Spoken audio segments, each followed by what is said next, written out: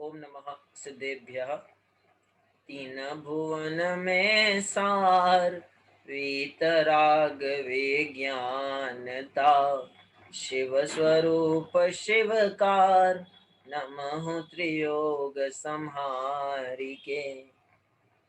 पंडित दौलत राम जी रचित ये छठाला ग्रंथ है, जिसकी छठवीं ढाल के आधार से हमारी पांचवी ढाल के आधार से हमारी चर्चा चल रही है। कल हमने पांचवी ढाल के 10वीं भावना का स्वरूप समझा, जिसका नाम था लोक भावना। तत्वपरक भावनाओं की चौथी भावना और अंतिम दो भावनाएं अवशेष रही हैं, बोधि दुर्लभ भावना और धर्म भावना।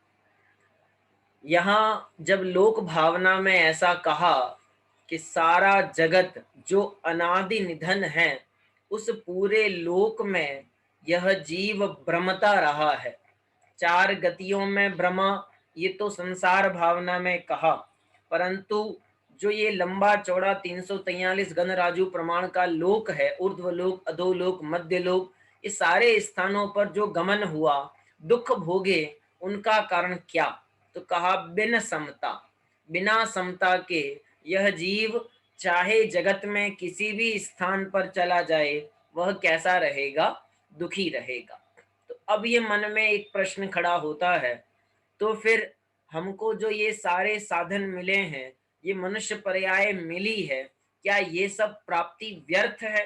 क्या ये सब बेकार है? हमें जो देव शास्त्र गुरु मिले हैं, हमें जो आचार्य आदि का संयोग मिला है, जिनागम मिला है, जैन धर्म मिला है, क्या ये सब संयोग व्यर्थ हैं, किसी काम के नहीं हैं?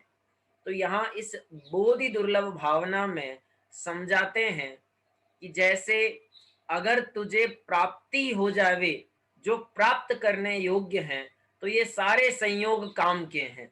और अगर तू इतना सारा मिलने के बाद भी प्राप्ति ना कर पावे, तो तेरे सारे संयोग कैसे हो जाएंगे? व्यर्थ। क्या क्या संयोग मिले हैं मुझे, कितने कितने प्रकार के संयोग हैं। जब छह ढाला की पहली ढाल हम पढ़ रहे थे, तो पहली ढाल में दौलत राम जी ने कहाँ से प्रारंभ किया था? काल अनंत निगोद मजार, बीत्यो एकेंद्रिय तनधार।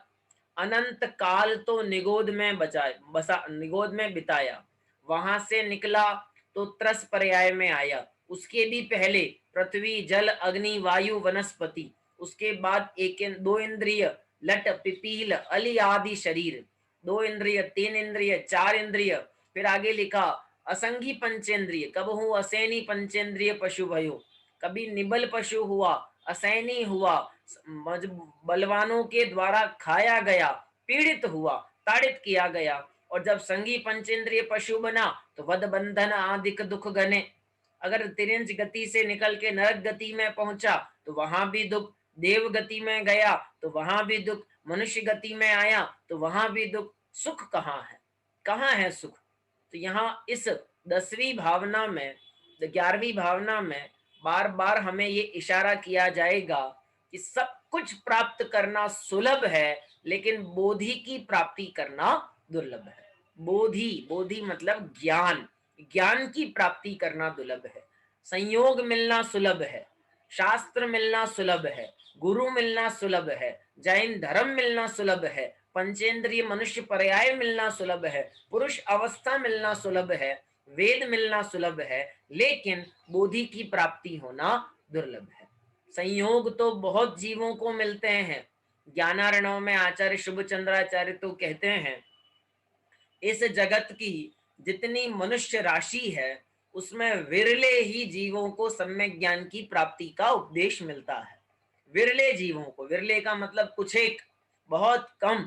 अपन बोलते हैं ना, हजारों लाखों में कोई एक, ऐसे ही करोड़ों अरबों में कई कुछ थोड़े से जीवों को ये प्राप्ति का उपदेश मिलता है।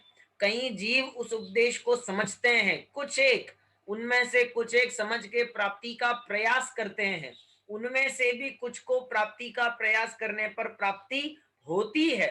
ये विरले विरले विरले समझना। ऐसे ही ज्ञान की प्राप्ति करना बहुत बहुत बहुत दुर्लभ है। मंगत राय जी तो लिखते हैं, दुर्लभ है निगोद से थ्रावर, अरुत्रस गति पानी, नरकाया को सुरपति तर से क्या समझे प्राणी। तू जिस मनुष्य पर्याय में रह रहा है, ये मनुष्य पर्याय संयम प्राप्त करने का स्थान है, क्योंकि इस चार गति में संयम दशा केवल और केवल मनुष्य पर्याय में हो सकती है। इसलिए इस मनुष्य पर्याय को पाकर इसको व्यर्थ गंवाना योग्य नहीं है। क्या लिखते हैं दौलत राम जी, पढ़ते हैं अपन छंद क्रमांक 11 के आधार से। देखिए, मतलब 11वीं भावना और छंद क्रमांक 13। अंतिम ग्रीवक लौ की हद, पायो अनंत बिरिया पद, पर सम्यक ज्ञान न लाधो, दुर्लभ निज में मुनि साधो। कहां तक पहुंचा, ये बार अपन बात कर चुके हैं इस लाइन के बारे में। अंतिम ग्रीवक लौ, लौ मतलब तक, लौ मतलब वो दीपक की लौ नहीं है, लौ मतलब तक। कहां कहां लो भटक चुके हो, ये भजन आता है ना ऐसा, तो वहां लौ का अर्थ है तक, सीमा, मर्यादा। अंतिम ग्रीवक तक, 16 स्वर्गों तक जो होते हैं वे इंद्र कहलाते हैं, और 16 स्वर्गों के ऊपर जो होते हैं वे अहम इंद्र कहलाते हैं, अहम इंद्र। अंतिम ग्रीवक यानी ग्रैवयक होते हैं 9। 16 स्वर्गों के तुरंत बाद 9 ग्रैवयक हैं स्वर्ग में। 9 ग्रैवयक में 9वें ग्रैवयक तक पहुंचा है अंतिम ग्रीवक लौ, ये उसकी हद है। मिथ्यात्व दशा में कोई जीव देव गति में गमन करे तो अधिक से अधिक कहां तक जा सकता है, तो लिखा अंतिम ग्रीवक लो। मिथ्यात्व दशा में जीव को अंतिम 9वें ग्रैवयक तक की प्राप्ति हो सकती है, उससे आगे सम्यक दृष्टि ही जा सकता है। फिर लिखा कब कितनी बार गया, पायो अनंत बिरिया पद, बिरिया मतलब बार, अनंत बार उस पद की प्राप्ति करी। कौन से पद की, वो अहमेंद्र पद की। अंतिम ग्रैवयक तक पहुंचने तक की काम इसने कितनी बार किया, तो बोलते हैं अनंत बार किया है। आप कल्पना नहीं कर सकते ये अनंत कह करके दौलत राम जी ने हमको क्या कह दिया। अनंत, अनंत मतलब कितना, 100 200 1000 लाख करोड़ 2 करोड़, कितना हम जितना सोचते हैं ना, उन सब सीमाओं से परे है अनंत। हमारी सीमाएं संख्यात तक सीमित है, संख्यात जितना हम गिन रहे हैं वो सब संख्यात है, और उसके ऊपर चलें जो हमारे गिनने में नहीं आ रहा है वो असंख्यात है। जीव के प्रदेश, आकाश के, लोकाकाश के प्रदेश, और यदि हम अनंत की बात करें तो उस असंख्यात से भी कई गुना ज्यादा बड़ा होता है अनंत। इसकी चर्चा करणान योग के आधार से करनी चाहिए। बहुत सुंदर चर्चा पंडित टोडरमल जी साहब ने सम्यक ज्ञान चंद्रिका के अर्थ संदृष्टि अधिकार में उठाई है। शलाका, प्रतिशलाका, महाशलाका कुंड बना करके उसमें मेढ़े के बाल भरो, बहुत सारी चर्चाएं हैं। संक्षेप में इतना समझ लें कि अनंत शब्द का अर्थ वास्तव में बहुत बड़ा काल होता है, और ये अनंत कहने का मतलब है कि हमने ऐसा मुनिपना अनंत बार प्राप्त किया, पर इसमें तो मुनिपना लिखा ही नहीं है, तो मैंने अर्थ कैसे निकाला, सुनिए। चलो इसको अभी ध्यान में बताता हूं इस बारे में अभी। फिर आगे लिखा, अनंत बार 9वें ग्रैवयक तक पहुंचने पर भी सम्यक ज्ञान न लाधो, सम्यक ज्ञान की प्राप्ति नहीं हुई, दुर्लभ है। क्या दुर्लभ है, निज में मुनि साधो, अपने में मनुष्य पर मुनिराज अवस्था को धारण करना। ठीक है, अभी और अर्थ करता हूं इसका। अनेक शब्दों में बहुत भाव छिपा है, दौलत राम जी की छेढाला के शब्दों में बहुत भाव है, हमें उसका रस निकालना आना चाहिए। देखो, 16 स्वर्ग तक तो श्रावक जा सकता है, 16 स्वर्ग के ऊपर यदि कोई जीव जा सकता है तो वो केवल और केवल कौन होंगे, मुनिराज होंगे। मुनिराज ही 16 स्वर्गों से ऊपर गमन कर सकते हैं।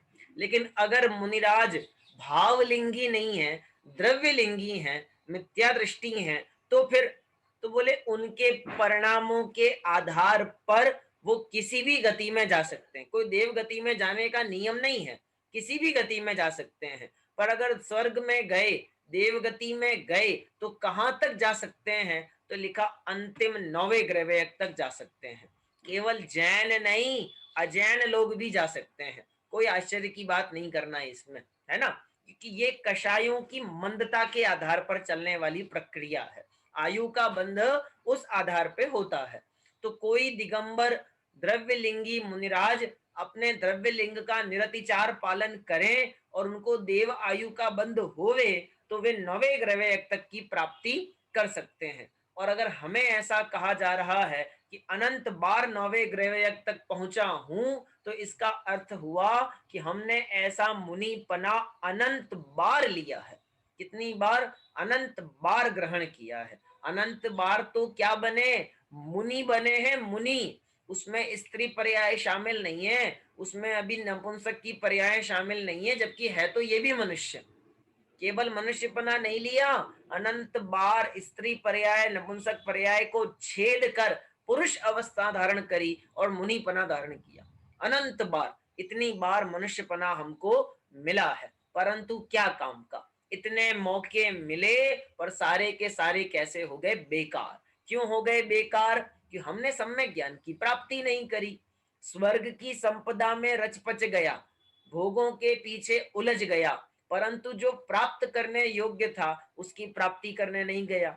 जो उस काम से, उस मुनिपने की अवस्था से जो हमको प्रकट करना था, वो हमको प्रकट नहीं हुआ। हमें तो भव के अभाव का प्रयत्न करना था और हमने तो और भव को बढ़ाने के ही प्रयत्न किए। इसलिए सब कुछ प्राप्त करना सुलभ है, परंतु बोधि की प्राप्ति करना दुर्लभ है। कैसी है वह बोधि? कैसी है? तो लिखा है दुर्लभ है। कहाँ है? दुर्लभ है। फिर क्या लिखा? निज में मुनि साधो। हमारे जो मुनिराज होते हैं वो उस सम्यक ज्ञान को अपने में साधते हैं, अपने में ग्रहण करके रखते हैं। कैसा होता है सच्चा मुनिपना? जिनके हृदय में सम्यक ज्ञान पलता है। सम्यक ज्ञान का मतलब केवल ज्ञान नहीं है, सम्यक ज्ञान का मतलब अवधि ज्ञान, मनः पर्याय ज्ञान भी नहीं है। सम्यक ज्ञान वो जिसकी चर्चा हम चौथी ढाल में करके आए, जिसको मिथ्यात्व के अभाव में प्रकट होने वाला सात तत्व की सम्यक श्रद्धा रूप जो ज्ञान है, उसका नाम सम्यक ज्ञान। वो सम्यक ज्ञान कहाँ मिलता है? ये मुनिराजों के हृदय में मिलता है, उनके ज्ञान में मिलता है। तो हम तो इतने शास्त्र पढ़े तो भी हमको नहीं होता। अरे शास्त्रों में है ही नहीं ना, शास्त्रों में ज्ञान है ही नहीं। मैं नहीं कह रहा हूँ, आचार्य कुंद कुंद देव कह रहे, शास्त्रों में ज्ञान नहीं है, हमें उनमें से तो मार्ग ग्रहण करना है। ज्ञान तो यहाँ है, इधर। सम्यक ज्ञान शास्त्र से नहीं आएगा, सम्यक ज्ञान अंदर से प्रकट होगा। मैंने उनमें ढूंढना चाहा, भगवान में ढूंढना चाहा, तो कैसे मिलता है ना। अलग अलग 12 भावनाओं में इस बोधि दुर्लभ भावना का अनेक प्रकार से वर्णन मिलता है। जैसा दौलत राम जी ने किया पहली ढाल में, बिल्कुल वैसा ही वर्णन हम कल्पना ही करें। पूरे भारत भर में या पूरे विश्व भर में जैन समुदाय कितना है? कितने हैं जैन? तो हम कहेंगे गिने चुने 5-10 लाख, इससे ऊपर नहीं होंगे। अब 5-10 लाख ज्यादा ज्यादा लगा लो तो 20-40 लाख 50 लाख लगा लो। अब जनसंख्या कितनी है भारत की? 130 करोड़। अब 130 करोड़ की जनसंख्या में यदि 50 लाख भी जैन होते हैं तो कितना परसेंट बनता है? कितना परसेंट? आधा परसेंट भी नहीं बनता। 1 करोड़ होते तो भी 1% नहीं बनता, क्योंकि 100 तो है नहीं, 130 करोड़ है। तो मोटा मोटा लगाओ तो आधा परसेंट के लगभग जैन समुदाय की संख्या है। अब उसमें दिगंबर कितने और श्वेतांबर कितने, उसके और टुकड़े करो, उसमें भी टुकड़े करो कि उसमें 13 पंथी कितने, 20 पंथी कितने, उसमें भी टुकड़े कर लो। हुमड़ कितने, नरसिंहपुरा कितने, न फला कितने, न जाने कितने भेद हैं। पर हम सब ये भूल गए कि हम सब किस मार्ग के अनुयायी हैं। हमें ये तो याद रहता है कि हम कौन से पंथ वाले हैं, 13 पंथ वाले हैं कि 20 पंथ वाले हैं कि कौन कौन से, लेकिन ये याद नहीं रहता हम दसा हैं कि बीसा हैं, ये सब याद रहता है, पर ये नहीं याद रहता कि हम अनुयायी किसके हैं, हम किस मार्ग का चयन कर रहे हैं। इसलिए इन सब दशाओं की प्राप्ति करना तो सुलभ है, इन सब अवस्थाओं को प्राप्त करना सुलभ है, परंतु अपने स्वरूप का निर्णय करना दुर्लभ है। धन्य है वे जीव जिन्होंने मनुष्य पर्याय को प्राप्त करके अपनी मनुष्य पर्याय का प्रत्येक समय इस सम्यक ज्ञान की प्राप्ति में लगाया, चाहे जैसे उपाय किए। अरे गुरुदेव श्री के जीवन संबंधी यदि हम चर्चा करें तो वहां तो कितने प्रसंग बने, मरण तक का प्रसंग आ जावे, लोग धमकियां दे करके जावे कि रोटियां नहीं मिलेगी, खाना नहीं मिलेगा, कोई खिलाएगा नहीं, और तो भी वे उस सम्यक ज्ञान के मार्ग को नहीं छोड़े। अरे ग्रंथ मुनिराजों के ऊपर भयंकर उपसर्ग होवे, उनके सगे संबंधी रिश्तेदार ही उन पर उपसर्ग करें तो भी वे सम्यक मार्ग को नहीं छोड़े। परंतु हमारा श्रद्धान कितना कमजोर है। हम बहुत अच्छे हैं, हम बहुत तत्व प्रभावना करने का काम करते हैं, लेकिन अपनी शर्तों में, विथ कंडीशन। यहाँ ये समझना है कि इतने 5.5%, आधा परसेंट जैन समुदाय, उसमें हमारी संख्या और कम, उसमें भी सोचो कि केवल नामधारी जैन कितने और काम के जैन कितने, कितने हैं जैन वास्तव में, जो वास्तव में मंदिर आना, मंदिर की विधि, देव दर्शन की विधि, भगवान प्रक्षाल करने की विधि, उसका प्रयोजन आदि सब जानते हैं, स्वाध्याय करते हैं, सम्यक दर्शन की प्राप्ति का उपाय करते हैं, उसे प्राप्त करने लायक समझते हैं, ये कितने हैं? बहुत संख्या कम है, विचारणीय बात है। आप जानते हैं पूरे भारत भर में, विश्व भर में कितने लोग लूले लंगड़े हैं, कितने लोग अंधे बहरे हैं, कितने लोगों को एक समय का भोजन नसीब नहीं होता, कितने लोगों को पहनने के कपड़े भी नहीं मिलते, कितने लोगों को रहने का मकान भी नहीं मिलता। कैसी कैसे दुख इस जीवन में जीव को आते हैं, परंतु धन्य है हमारा जीवन कि हमको इतना पुण्य का उदय फला है कि हमारे जीवन में ये सारे दुख नहीं है। हमारे जीवन में आजीविका की ऐसी कोई कमी नहीं पड़ी कि अगर आज हमारी दुकान एक बार बंद हो जावे तो हम भूखे मर जाएंगे। यानी कोई जैन, कुछ एक हो भी सकते हैं, पर कोई एक जैन ऐसे होंगे जिनको परेशानी हुई और यहाँ सरकार 3 महीने का लॉकडाउन लगा देवे तो मैं नहीं समझता किसी जैन के घर में चूल्हा नहीं जला होगा। सबके घर में बराबर खाना, और कईयों के घर में तो और ज्यादा अच्छा ही बना, नॉर्मल से भी अच्छा बनाया। हमारे घर में कोई कमी नहीं है, आजीविका की कोई ऐसी चिंता नहीं पड़ी कि उसको नहीं करेंगे तो जान निकल जाएगी। वस्त्रादि की कोई कमी नहीं है, आहार की कोई कमी नहीं है, संयोग संसाधनों की कोई कमी नहीं है। अस्पतालों में जाकर के देखो जीवों की अवस्था क्या है, वेंटिलेटर पे ऑक्सीजन ले लेकर के जीवन बिता रहे हैं।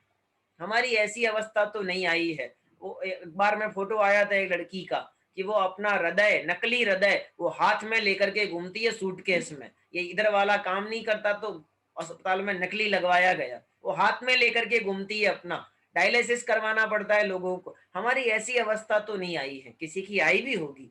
शरीर के अंगोपांग सब बराबर हैं, पारिवारिक परिस्थिति में भी कोई ऐसी समस्या नहीं आन पड़ी। अरे आज के युग में तो कोई युद्ध जैसी चिंता भी नहीं है, कोई लूटपाट जैसी चिंता भी नहीं है, कोई महामारी फैलने जैसी चिंता भी नहीं है। पहले वाली महामारियां देखिए कि जहां पूरे गांव के गांव उजड़ जाते थे, अब तो इतनी बड़ी महामारी आने के बाद भी सीमित कर रखा है, बहुत कम मात्रा में, जैसी होनी चाहिए उससे अपेक्षा बहुत कम है।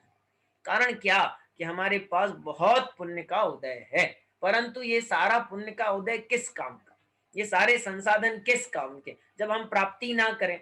आप बच्चे को बहुत बढ़िया कंपनी की पेंसिल दिलवाइए, बहुत बढ़िया कंपनी का शॉर्पनर, रबर, बैग, नोटबुक सब कुछ दिलवाओ, लेकिन वो उस नोटबुक को लेकर के सर्किल सर्किल करे, उसके पेज फाड़ करके एरोप्लेन बना के उड़ाए, तो वो सारे संसाधन जो आपने उसको दिए वो उसके किस काम के, वो जिस प्राप्ति करने के लिए दिए थे वो प्राप्ति तो हुई ही नहीं।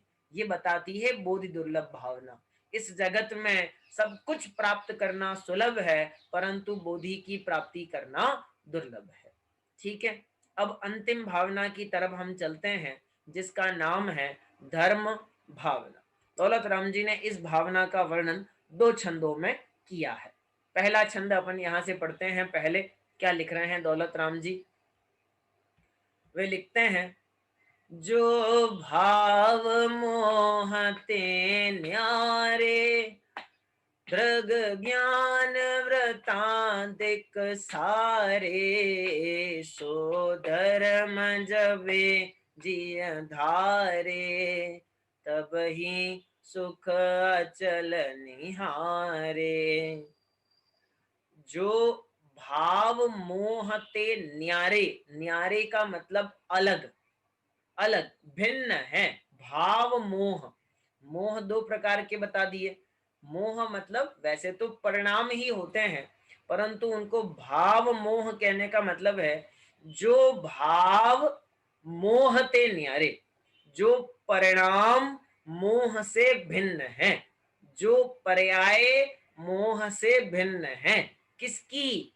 दृग ज्ञान और व्रतादिक सारे। दृग मने दर्शन, ज्ञान मने ज्ञान, और व्रतादिक का मतलब चारित्र।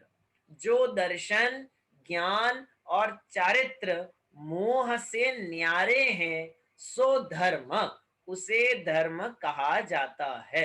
यानी सम्यक दर्शन, सम्यक ज्ञान और सम्यक चारित्र ही धर्म है, ऐसा यहाँ दौलत राम जी कह रहे हैं। भाव मोह, तो भाव मोह के बीच में कोई स्पेस नहीं है ना, इसलिए समझने में थोड़ी परेशानी होती है। अपन जब समझें तो दोनों को अलग अलग करके समझें। जे भाव ये अलग है, और मोहते न्यारे वो भाव जो मोह से अलग है। अब मोह का मतलब क्या होता है? मोह के दो अर्थ होते हैं, दर्शन मोहनीय और चारित्र मोहनीय। सरल भाषा में कहो तो मिथ्यात्व, मोह राग द्वेष, इनसे जो न्यारे हैं, अलग हैं, भिन्न हैं, ऐसे दर्शन, ज्ञान और व्रतादिक। व्रतादिक के अंदर कौन आ गया? सारे चारित्र, तपश्चर्या, व्रतादिक, ज्ञानी के व्रत और मुनिराज के व्रत, वो सब इसमें शामिल हो गए।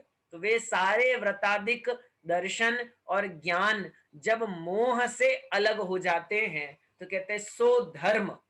वो क्या कहलाता है? धर्म, उसे धर्म कहा जाता है। फिर कहा सो धर्म जबे जिय धारे, ऐसा धर्म जब जीव धारण करता है, तब ही सुख अचल निहारे, तब ही उसको अचल सुख की प्राप्ति होती है। थोड़ा समझने का प्रयास करें। भाव शब्द के कितने अर्थ निकलते हैं? भाव का अर्थ द्रव्य भी होता है, भाव का अर्थ परिणाम भी होता है, भाव का अर्थ पर्याय भी होता है। यहाँ आप पर्याय अर्थ से इसका ग्रहण करें। जो पर्याय किसकी? दृग ज्ञान व्रतादिक, दर्शन, ज्ञान और चारित्र की जो पर्याय मोहते न्यारे, मोह से अलग हैं, अर्थात मोहनीय कर्म के उदय से रहित हैं, उन सारे दृग ज्ञान व्रतादिक को धर्म कहा जाता है। और वो धर्म जब यह जीव धारण करता है, तब सुख अचल निहारे। निहारे का मतलब देखना, प्राप्त करना। तो यह जीव तब उत्तम सुख की, अचल सुख की प्राप्ति करता है। देखो, धर्म किसे कहते हैं? अगर दुनिया में आप बाजार में सर्वे करें ना कभी, तो आप जितने लोगों से धर्म की परिभाषा पूछेंगे, उतने लोग धर्म की अलग अलग अलग अलग परिभाषा बताएंगे। क्योंकि धर्म दुनिया का एक ऐसा शब्द है जिसकी व्याख्या सब अपने अपने हिसाब से करते हैं। कोई किसी माता जी के दर्शन, कोई किसी पिताजी के दर्शन, कोई तीर्थ के दर्शन, कोई बलि देना, कोई पितृ तर्पण करना, यज्ञ करवाना, गंगा में नहाना, नाना प्रकार के धर्म दुनिया में बताए जाते हैं। बची खुची कसर थोड़े बहुत ये ज्योतिषी निकाल देते हैं कि भाई गायों को चारा खिलाओ, चींटियों को दाना खिलाओ, मछलियों को अनाज खिलाओ, ये इसमें भी धर्म है ना। थोड़ा बहुत और बच जाए तो ये वैदिक मान्यताओं में कह देते हैं कि श्राद्ध का पक्ष आएगा तब आप खीर बनाना, पूरी बनाना, ब्राह्मणों को खाना खिलाओ, इसमें भी धर्म है। सब प्रकार की अवस्थाओं में धर्म माना गया है। जैन दर्शन इस विषय में बहुत कठोर है। क्यों? क्योंकि यहाँ धर्म उसे कहा जाता है जो कभी भी बदलता नहीं है। यदि वो बदल जावे तो कैसा धर्म? धर्म वो, आचार्य समंत भद्रदेव लिखते हैं रत्नकर्ण शावकाचार्य में, दूसरा ही छंद है, सेकंड नंबर का, देशयामि समीचीनं धर्मं कर्म निबर्हणं संसार दुःखतः सत्वान यो धरत्युत्तमे सुखे। दो बहुत सुंदर परिभाषा बताई। पहला नंबर, धर्मम कर्म निबर्हणम, धर्म वो है जो कर्म का अभाव करे। और दूसरी लिखी, धर्म वो है यो धरती उत्तमे सुखे, जो जीव को संसार के दुखों से निकाल कर उत्तम सुख में स्थापित कर दे, उसका नाम क्या है? धर्म है। अब उस आप पढ़ना चाहें तो पढ़िएगा, मैं आपसे सबसे कहता हूँ।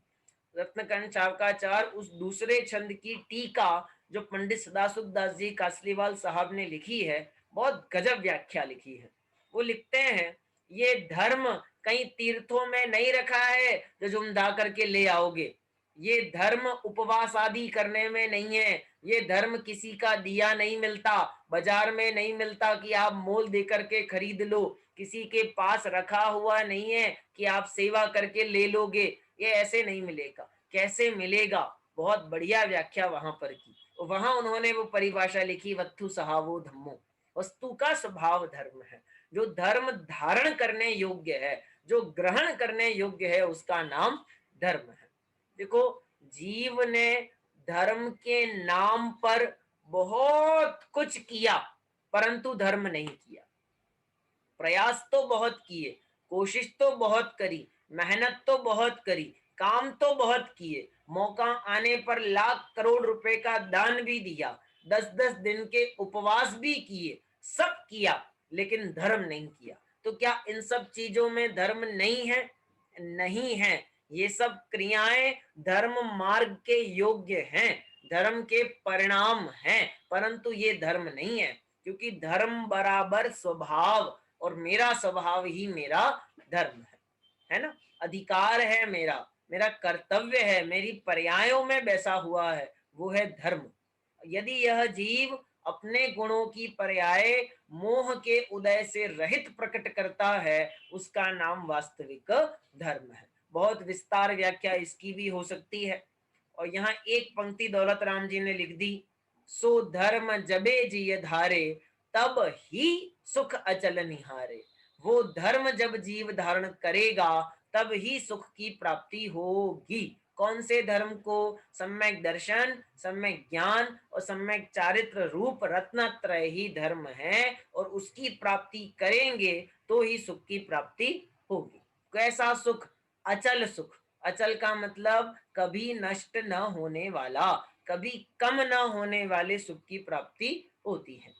फिर आगे प्रश्न खड़ा होता है, ऐसे सम्यक दर्शन, सम्यक ज्ञान, सम्यक चारित्र रूप धर्म को कौन धारण करता है, कौन ग्रहण करता है? तो दौलत राम जी इस 5वीं ढाल के अंतिम छंद में लिखते हैं, सो धर्म मुनिन करी धरिए दिन की कर तूती उचरिए ताको सुनिए भवि प्राणी अपनी अनुभूति पिछानी। वो धर्म जिसकी ऊपर बात करी ना अभी, वो धर्म कौन धारण करता है? मुनिन करी, जो मुनिराज होते हैं, मुनि अवस्था के धारक हैं, वे उस धर्म का धारण करते हैं। यानी सम्यक दर्शन, सम्यक ज्ञान, सम्यक चारित्र का भंडार है कौन? मुनिराज। और उन मुनिराज की करतूती उचरिए, घबराना नहीं। हाँ, यहाँ करतूती का मतलब बुरा अर्थ नहीं लेना। हमेशा दुनिया में आजकल क्या चलता है कि हिंदी का जो करतूत शब्द है, इसका अर्थ क्या लिया जाता है? बुरे अर्थों में। तुम्हारी करतूत बताएं हम, ऐसा सुनते ही लगता है हमारे लिए कोई बुरी बात कहने वाले हैं। पर यहाँ करतूत का मतलब बुरा नहीं समझना, करतूती का मतलब कार्य। उनकी, उनकी किनकी? मुनिराजों की करतूती उचरिए, उन मुनिराज के कार्य बताते हैं। कहाँ बता रहे? ढाल तो पूरी हो गई। अरे भाई, ये मैंने पहले कहा था, चौथी ढाल में श्रावक अवस्था का वर्णन और छठवीं ढाल में मुनि अवस्था का वर्णन, तो बीच में 5वीं ढाल में अंतिम छंद में दौलत राम जी लिखते हैं, वो धर्म मुनिराज धारण करते हैं और हम उनके कार्य बताते हैं। अर्थात अब छठवीं ढाल में हम मुनिराज के कार्यों का, स्वरूप का वर्णन करेंगे। उसको क्या करना? ताको सुनिए भवि प्राणी। कितनी बार कहेंगे भव्य जीव हमको? हे भव्य जीव, ताको सुनिए। हम मुनिराज का जैसा स्वरूप कहते हैं उस स्वरूप को सुनिए और अपनी अनुभूति पिछानी, अपने आत्मा के अनुभव को पहचानो। पिछानी का मतलब पहचान करना। अपने आत्मा के अनुभव की प्राप्ति करने का प्रयत्न हमको करना चाहिए। इस प्रकार ये पांचवी ढाल यहाँ आके पूरी होती है। बीच में एक पंक्ति थोड़ी सी हमारी रह गई थी, उसको मैं और आपको दिमाग लगा देता हूँ। बोधि दुर्लभ भावना में ये लाइन आई थी आखिर में, दुर्लभ निज में मुनि साधो। दुर्लभ, दुर्लभ तो पहले वाले के लिए लिया कि ऐसे सम्यक ज्ञान की प्राप्ति करना दुर्लभ है। तो ऐसा सम्यक ज्ञान कहाँ मिलेगा? कौन धारण करते हैं? जगत में किसी के पास है भी के नहीं? तो उन्होंने कहा निज में मुनि साधो। मुनिराज ऐसे सम्यक ज्ञान की प्राप्ति अपने में करते हैं। ये यहाँ पर समझाना। तो पांचवी ढाल के इन आखिरी दो भावनाओं में बोधि दुर्लभ भावना तो सम्यक ज्ञान की प्राप्ति की दुर्लभता बताती है। ये संयोग जो हमको मिले हैं देव शास्त्र गुरु के, इनकी दुर्लभता बताती है। इसीलिए हम बार बार ये भजन गाते हैं कि मैं महापुण्य उदय से जन धर्म पा गया। पर हमें वास्तव में ये भजन नहीं गाना चाहिए, हमें इसकी महिमा आना चाहिए। केवल भजन गाने से नहीं चलेगा, हमें वास्तव में ऐसा लगना चाहिए कि हमारे महापुण्य का उदय फला है जो हमें ऐसे देवशास्त्र गुरु का संयोग मिला है। और आगे धर्म भावना में वस्तु के स्वभाव रूप धर्म की चर्चा दौलत राम जी ने की और उसके अंदर उन्होंने कहा कि जो मोह से भिन्न दर्शन ज्ञान और चारित्र का परिणमन है वही वास्तव में धर्म है और वह धर्म ही सुख की प्राप्ति का कारण है। ऐसा धर्म मुनिराजों ने धारण किया है, इसलिए हम मुनिराज अवस्था का वर्णन यहाँ पर करते हैं। और अब छठवीं ढाल जो वास्तव में बहुत सुंदर ढाल है, जहाँ पर दिगंबर मुनिराज का स्वरूप कैसा होता है इसका वर्णन, केवल इतने पे नहीं रुकेंगे। फिर अरहंत दशा का वर्णन और उसके बाद सिद्ध दशा का वर्णन, सारी अवस्थाओं का वर्णन यहाँ पर आने वाला है, जिसकी चर्चा अपन कल से प्रारंभ करेंगे। अभी यहाँ पे अपन विराम लेते हैं।